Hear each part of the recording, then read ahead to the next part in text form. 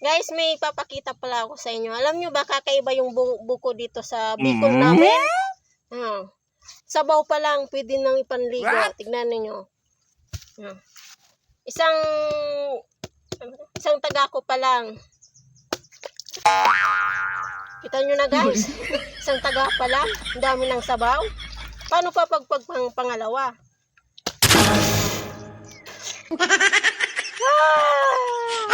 Ba't ang dami ng sabaw nito? Isa pa ha, try natin kung may sabaw pa.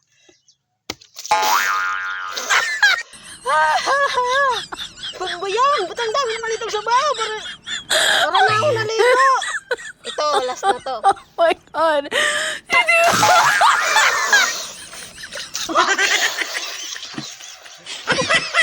Para na ako naligo.